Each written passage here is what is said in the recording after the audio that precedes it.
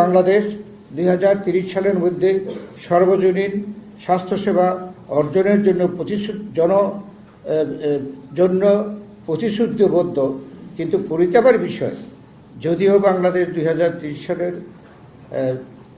পরিষেবার বিষয় এর অন্তর্ভুক্তির সূচকে 2021 সালে বাংলাদেশ 100-তে পেয়েছিল মাত্র 52।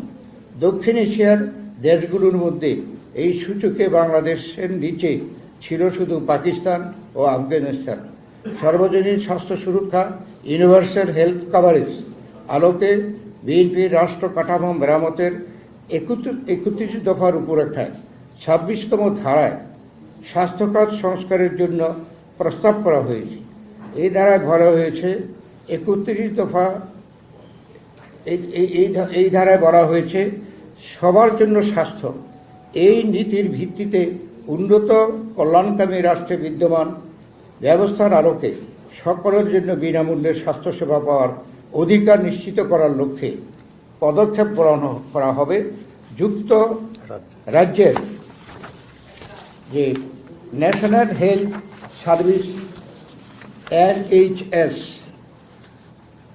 বা এ জাতীয় সার্বজনীন স্বাস্থ্য ব্যবস্থা ইউনিভার্সাল হেলথ কাভারেজ এর আলোকে সকলের জন্য সর্বোচ্চ স্বাস্থ্য সেবা প্রাপ্তির নিমিত্তে প্রয়োজনীয় সকল পদক্ষেপ গ্রহণ করা হবে। দারিদ্র্য বিমোচন না হওয়া পর্যন্ত সুবিধাবঞ্চিত হতদরিদ্র জনগণের জন্য সামাজিক নিরাপত্তা বেষ্টনী আরও সম্প্রসারিত করা হবে।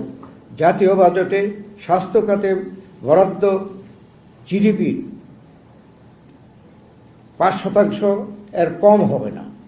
প্রাথমিক ও প্রতিরোধমূলক স্বাস্থ্য সেবা নিশ্চিত করার লক্ষ্যে পর্যাপ্ত সংখ্যক প্রশিক্ষিত নারী ও পুরুষ পল্লী স্বাস্থ্য কর্মীর ব্যবস্থা করা এবং অসংক্রামক রোগের চিকিৎসা, শিক্ষা, গবেষণার সুবিধা নিশ্চিত করা হবে।